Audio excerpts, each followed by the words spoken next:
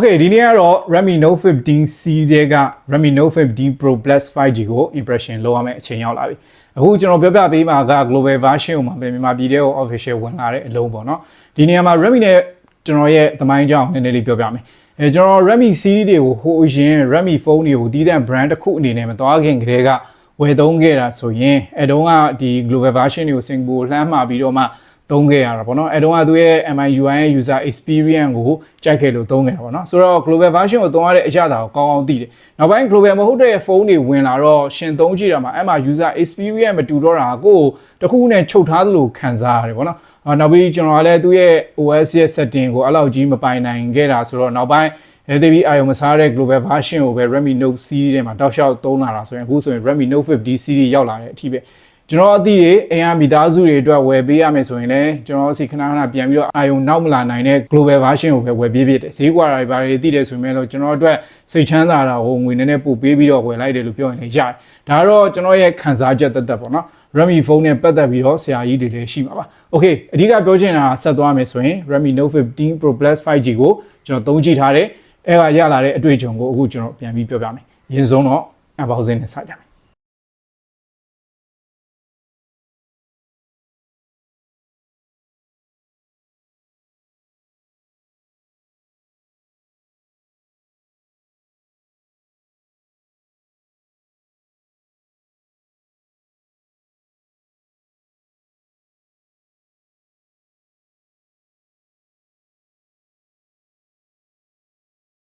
Okay ဘူးဖွင့်ပြီးသွားပြီဆိုတော့ကျွန်တော်သတိရသွားတာလေးရှိသေးတယ်အခုဘူးဖွင့်ပြီးတော့မှကျွန်တော် Randy Cat တွေ့လို့ပြောစရာလေးတွေ့တာအဲ့ဒါက official ဝင်လာတဲ့ဖုန်းတစ်လုံးကိုသုံးရတဲ့ Randy ခံစားခွင့်တွေပေါ့နော် official ဝင်လာတဲ့ဖုန်းတစ်လုံးနဲ့တခြားဖုန်းနဲ့ဘာကွာလဲဆိုတော့ကွဲပြားသိဖို့ဆိုရင်အရန်လွယ်တယ် official ဖုန်းတွေရဲ့ဘူးကွန်ပေါ်မှာဆိုရင် Randy တစ်စိတ်ကတ်ထားတယ်ပြီးသွားရင်အခုလိုမျိုး official Randy Cat ပါတယ်ပေါ့နော်ဒါကတင်ထားပြီးတော့မှ official service center ဒီမှာ Randy အပြည့်ယူလို့ရတယ်ကိုကတောင်ကွမ်းဆိုင်မှာ official ဝယ်ထားရင်အကယ်လို့ရန်ကုန်ရောက်လို့ဖုန်းကတစ်ခုခုမူမမှန်လို့ပြန်ပြခြင်းနဲ့ဆိုရင်တောင်ကွမ်းကဝယ်ထားတဲ့ဆိုင်ကိုပြန်သွားနေစရာမလိုဘဲနဲ့ရန်ကုန်က Xiaomi ရဲ့တရားဝင် service center ဒီမှာဒီမဲ့ Randy cover ကိုဖြည့်ရှင်းလိုက်လို့ရတယ်ဒါကရောင်းဆိုင်တွေက official မဟုတ်တဲ့ဖုန်းတွေကိုတီးတန့်ပေးတဲ့ cover တွေထက်တော့အများကြီး white ဖြစ်ပြီးတော့ reliable ပိုဖြစ်တယ်လို့တော့ကျွန်တော်ကတော့မြင်တာပဲကျွန်တော်အတွေ့အကြုံအရပြောရမယ်ဆိုရင်နေကကျွန်တော်အမျိုးအတွက်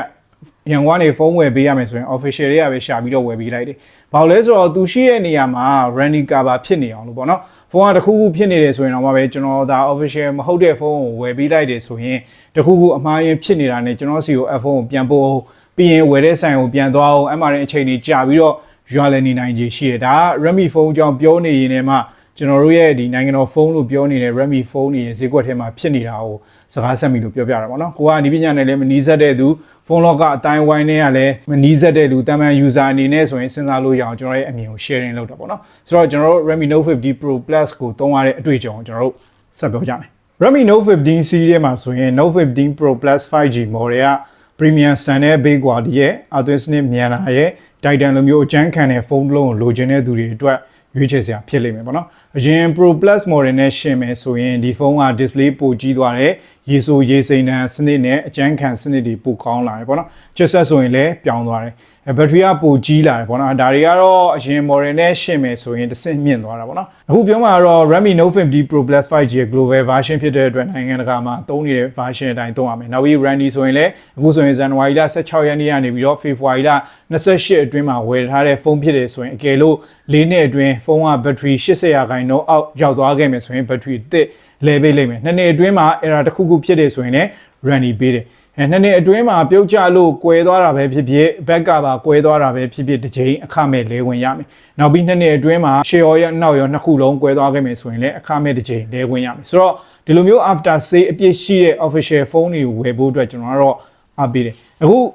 ဈေးကွက်ထဲရောင်းမဲ့ official phone တွေဖြစ်တဲ့ Redmi Note 15 Pro Plus 5G နဲ့ Redmi Note 15 Pro 5G ဖုန်းနှစ်ခုလုံးမှာဆိုရင်အခုပြောတဲ့ Randy တွေရမယ်ဆိုတော့အပေါ်ကပြောခဲ့တဲ့ sales color ကိုမမီလိုက်ဘဲနဲ့ဝယ်လိုက်ရတဲ့သူတွေအတွက်လည်း Randy က official Redmi Note 15 series တွေကဘယ် model ကိုပဲဝယ်နှစ်နှစ်အတွင်းမှာ device error ဖြစ်ခဲ့ရင်ဝယ်ပြီး6လအတွင်းမှာ screen ကွဲတာပဲဖြစ်ဖြစ် back cover ကွဲတာပဲဖြစ်ဖြစ်တစ်ချိန်အခမဲ့လဲဝင်ရလိမ့်မယ်ဆိုတော့ Randy တွေကတော့ share ပဲ okay Randy အပြင်သူ့ရဲ့ design နဲ့အကျန်းခံတဲ့အကြောင်းလေးကိုလည်းဆက်ပြောပြမယ်သူ့ရဲ့ပုံစံ design ကတော့တော်တော်လေးကိုလှပြီးတော့မှတကယ်ကိုဈေးကြီးတဲ့ဖုန်းတစ်လုံးအသွင်ပြင်မျိုးနဲ့မြင်ရတာပေါ့နော်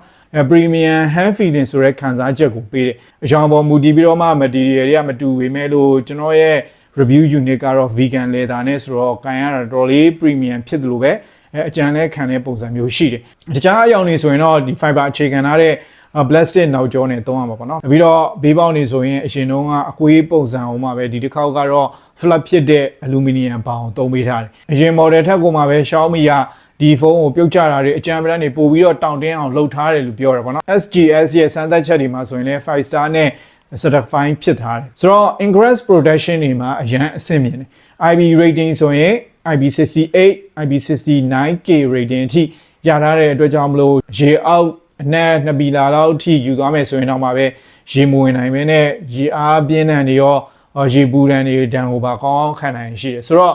ဒီဖုန်းကိုဘယ်လောက်ထိတိုက်တန်ဖြစ်ပြီးတော့အကျန်းခံလဲဆိုတာသိရအောင်လဲကျွန်တော်ရှေ့ဆိုင်ကြည့်ထားသေးတယ် amazing ဖြစ်သွားမယ်ကြည့်လိုက်အောင်ပြီးရင်လှမ်းလိုက်ဟေး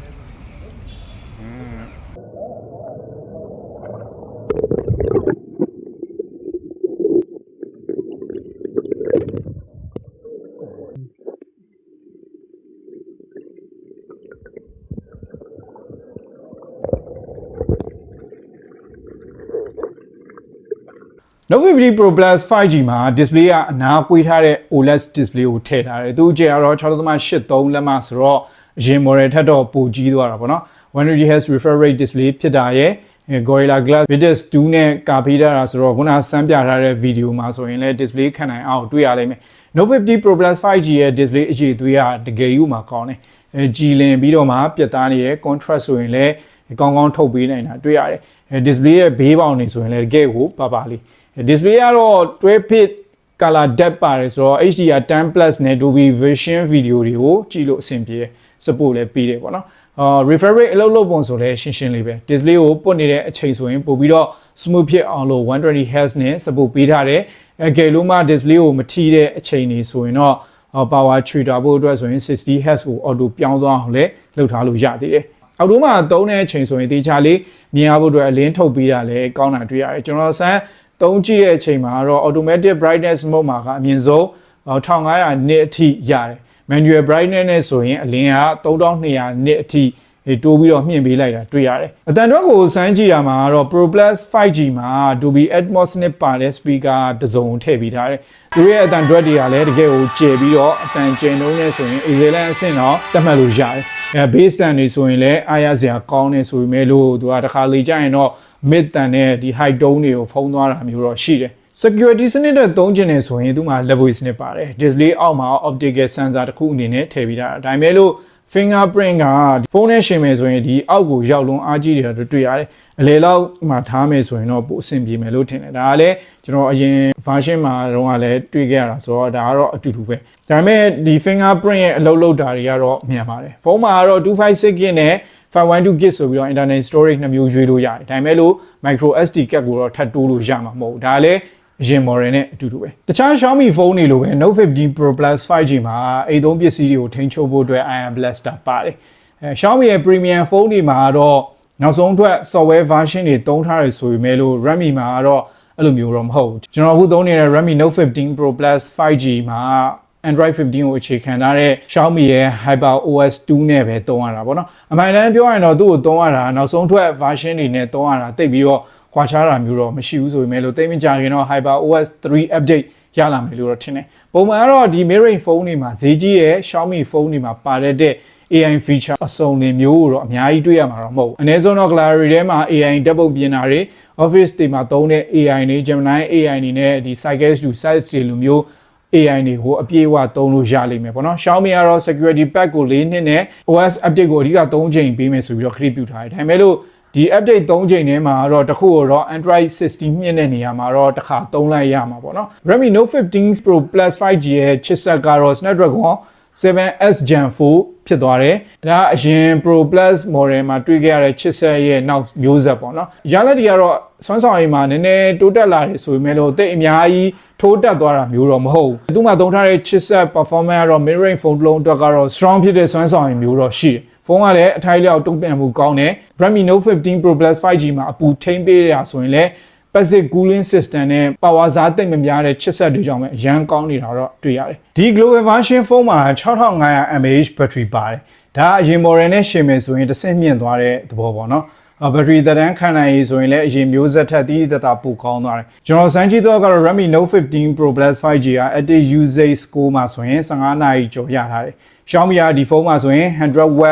အသွင်စနစ်ထည့်ပေးထားတယ်သူရဲ့ box တွေက charger နဲ့ဆိုရင်တော့0ကနေပြီးတော့ 100% ပြည့်ဖို့ဆိုရင်48မိနစ်နဲ့အားပြန်သွင်းနိုင်တယ်ပေါ့နော်တခြား USB power delivery charger တွေနဲ့ဆိုရင်တော့တနာရီဝန်းကျင်လောက်တော့ကြာတာမလို့ရှင်လို့တော့ရနေသေးတယ်ဆိုတဲ့သဘောပေါ့နော်ကင်မရာဘိုင်းမှာတော့ Xiaomi ကဒီခါမှာ micro camera ကိုဖြုတ်လိုက်တယ်ဆိုရင်အရင် model တွေလိုပဲ200 megapixel main camera နဲ့8 megapixel ultra wide ကိုတော့ထည့်ထားပြီးသေးတယ်။ခြုံပြောရမယ်ဆိုရင်တော့ Redmi Note 15 Pro Plus 5G ကကင်မရာဘိုင်းမှာနည်းနည်းအပြောင်းလဲလုပ်ထားတာမျိုးတော့တွေ့ရတယ်။ main camera sensor အသစ်ကရိုက်ကြည့်တာမှာဆိုရင် detail တွေပို့ပြီးတော့ပုံဖော်ပေးနေတာတွေ့ရတယ်။ portrait ပုံတွေရိုက်မယ်ဆိုရင်လည်းပို့ပြီးတော့ကောင်းလာတာမျိုးတွေရှိတယ်။ zoom ဆိုရင်လည်း 2x zoom နဲ့ရိုက်တဲ့ပုံတွေ 4x zoom နဲ့ရိုက်တဲ့ပုံတွေမှာလိုအပ်ချက်မျိုးတွေနည်းနည်းပါးတွေ့ရသေးတယ်ဆိုရင်မဲ့လို့ပုံတွေကတော့အကြောင်းတွေတော့မစိုးပါဘူး။သူမှပါတဲ့ ultra wide camera ကအလင်းကောင်းတဲ့အချိန်မှာရောအလင်းနည်းတဲ့အချိန်မှာပါအရင် model ထက်တော့နည်းနည်းပို့ပြီးတော့ပြတ်သားတဲ့ပုံတွေထွက်လာတာတော့တွေ့ရတယ်။ဒါပေမဲ့ ultra wide sensor က basic hardware ကိုသုံးရတယ်ဆိုတော့ရုပ်ထွက်တွေက limit ဖြစ်နေတယ်ဆိုတဲ့အချက်ကတော့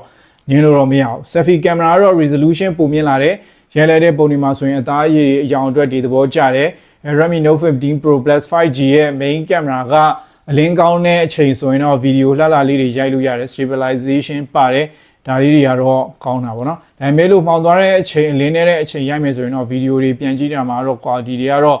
အရင်ကောင်းနေတာမျိုးတော့မဟုတ်ဘဲနဲ့သုံးလို့ရလောက်တဲ့အနေအထား quality မျိုးဆိုတော့မဆိုးပါဘူး Okay အခုပြောခဲ့တဲ့ Xiaomi ရဲ့ Redmi Note 15 Pro Plus 5G ကတော့ battery သက်တမ်းကောင်းတယ် display အရင်ကောင်းတယ်အသွင်စနစ်ကတော်တော်လေးမြန်ဆန်သလိုပဲ design ဘိုင်း quality ကလည်းပြုတ်ကြတဲ့တန်ခမ်းနိုင်တို့ရေးဆိုးခမ်းနိုင်တို့မှလည်းအရန်ကောင်းပြီးတော့အကျန်းခမ်းနိုင်အပိုင်းမှာအဆင့်အမြင့်ဆုံးလို့တောင်ပြောလို့ရတဲ့ဖုန်းပေါ့နော် Redmi Note 15 Pro Plus 5G တွေမှာ global version ကိုသုံးချင်လို့စောင့်နေတဲ့သူတွေဘာဘာညာညာအာယုံနောက်ဆရာမရှိခြင်းတဲ့သူတွေအတွက်ဒီဖုန်းကတော့ရွေးချယ်စရာတစ်ခုဖြစ်မယ်လို့တော့ထင်တယ်ဆိုတော့ဒီဖုန်းနဲ့ပတ်သက်ပြီးတော့ကိုယ့်ရဲ့အမြင်တွေကို comment မှာပြောခဲ့ပေးကြပါအောင်ကျွန်တော်တို့တွေ